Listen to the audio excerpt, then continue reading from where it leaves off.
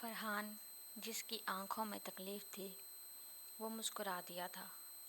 محبت تو تھی اور کہیں بہت اندر تک تھی، جو ابھی تک ختم نہ ہو سکی تھی۔ پٹی کر کے وہ صوفے کے ساتھ ٹیک لگائے وہیں بیٹھ گئی تھی۔ گھٹنوں میں سر دیے وہ رونے لگ گئی تھی۔ کچھ دیر بعد فرحان بھی نیچے آ کر اس کے ساتھ بیٹھ گیا تھا۔ تمہیں پتہ ہے میں ڈرنک نہیں کرتا، تم جانتی ہو مجھے، تم 6 مہینوں سے میرے ساتھ رہ رہی ہو، اندر باہر جانتی ہو مجھے واپس جانا ہے۔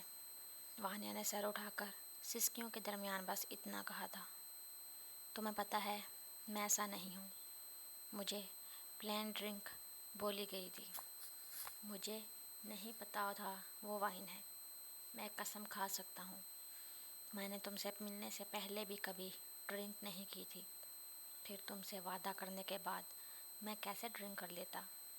مجھے کوئی بات نہیں کرنی، اور اس نے اپنا سر تک نہ اٹھایا تھا۔ تمہیں میرے پچھلے ریلیشنز کے بارے میں بھی پتہ ہے، ہماری کوئی کمٹمنٹ نہیں ہے، پھر بھی میں تم سے بے وفائی کے بارے میں سوچ بھی نہیں سکتا۔ اتنا تو بھروسہ ہونا چاہیے تھا تمہیں مجھ پر۔ اس کا بھی مان ٹوٹا تھا۔ مجھے واپس جانا ہے، اور اس بار وہ ایک جھٹکے سے اٹھ گئی تھی۔ ہاتھ کی پشت سے اپنے آنسو صاف کیے تھے، اپنا بیگ بند کیا تھا اور اٹھا کر دروازے کی طرف چل دی تھی۔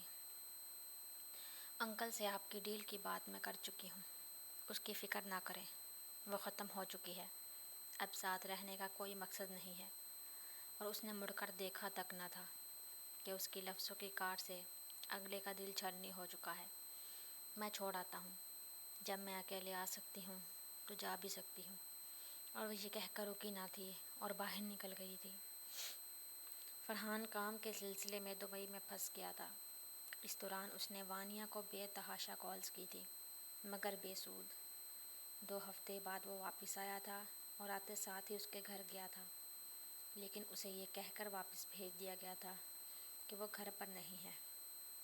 اگلی دفعہ اس نے کسی سے پوچھا نہیں تھا اور وہ سیدھے اس کے کمرے میں گیا تھا۔ وانیہ ہر چیز سے لا تعلق بیڈ پر بیٹھی ہوئی تھی۔ شاید اس کی آواز سن چکی تھی، اس کے قدموں کی چاپ پہچان چکی تھی۔ وہ اس کے دروازہ کھولنے پر حیران نہیں ہوئی تھی۔ اسے پتہ تھا مزید وہ اسے اوائڈ نہیں کر سکتی، بس ایک نظر اٹھا کر دیکھا تھا اور پھر واپس دیوار کو دیکھنے لگ گئی تھی۔ لیکن اس کو دیکھ کر فرحان کے چہرے پر ایک سکون سا اترا تھا۔ اس نے آرام سے دروازہ بند کیا تھا، نیلی شرٹ کے بازو کوہنی تک فولڈ کیے، جیبوں میں ہاتھ ڈالے وہ وہیں کھڑا ہو گیا تھا۔ میرا فون کیوں نہیں اٹھا رہی تھی؟ اس نے سختی سے پوچھا تھا۔ وانیہ بھی بیڈ سے اٹھی تھی، بازو فولڈ کیے تھے، اپنے اندر موجود ساری ہمت کو جمع کیا تھا، اور فرحان کے پیچھے کسی غیر مرئی نکتے کو دیکھتے ہوئے جواب دیا تھا، میں نے دیکھا نہیں۔ اچھا، فرحان نے سڑ کر جواب دیا تھا۔ وہ 2 ہفتوں سے اسے پاگلوں کی طرح کالز کر رہا تھا، اور آگے سے یہ جواب اس نے ایک قدم اس کی طرف بڑھایا تھا۔ اور میرے میسیجز؟ اس نے اسے گھورتے ہوئے پوچھا تھا۔ میں بزی تھی، پڑھے نہیں، اس نے بغیر کسی تاثر کے کہا تھا۔ اچھا، مزید سڑ کر جواب آیا تھا۔ ایک اور قدم وہ اس کے قریب آیا تھا۔ میں گھر بھی آیا تھا، میں گھر پر نہیں تھی۔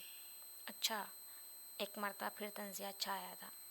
ایک اور قدم اس کی جانب لیا تھا۔ اب وہ اس کے سامنے کھڑا تھا، اور وانیہ کو دبئی کا منظر یاد آیا تھا۔ پھر سے تکلیف ہوئی تھی جسے اس نے اپنے اندر اتارا تھا۔ وہ ابھی کمزور نہیں پڑ سکتی تھی، اپنے اعصاب پر کنٹرول رکھ کر ساری بات کرنی تھی۔ میں فیصلہ کر چکی ہوں۔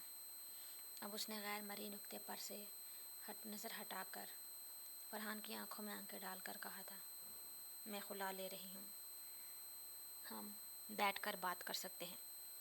اس نے نرم لہجے میں کہا تھا، میں نے جو کہنا تھا میں کہہ چکی، ہم الگ ہونے کی بات کر رہے ہیں۔ اس نے حیرت سے اسے دیکھتے ہوئے کہا تھا، مجھے فرق نہیں پڑتا۔ اور اس دفعہ وہ ایک اور قدم اس کے قریب آیا تھا۔ اسے دونوں بازوؤں سے تھاما تھا۔ وہ اس کی وانیہ تھی۔ وہ جتنا بھی ظاہر کر لے کہ اسے فرق نہیں پڑتا، وہ اس کے آر پار دیکھ سکتا تھا۔ کیا حال بنایا ہوا ہے اپنا، اس نے اس کی سوجی ہوئی آنکھوں پر اپنا انگوٹھا پھیرتے ہوئے اپنائیت سے بھرے لہجے میں افسوس سے کہا تھا۔ اس کے شکن زدہ کپڑے، سوجی ہوئی آنکھیں، بے ترتیب بندھے بال اس کے اندر چلتے ذہنی عذاب کے عکاسی کر رہے تھے۔ اتنی اپنائیت تھی ان لفظوں میں، وہ اسے خلا مانگ رہی تھی اور اسے اس کی فکر ہو رہی تھی، اس بات کی پرواہ کہ وہ روئی ہے اور وہ اس کی وجہ سے روئی ہے۔ اس نے تو اسے خوشیاں دینی تھی، پھر وہ کیسے اس کی اس حالت کا ذمہ دار ہو گیا تھا۔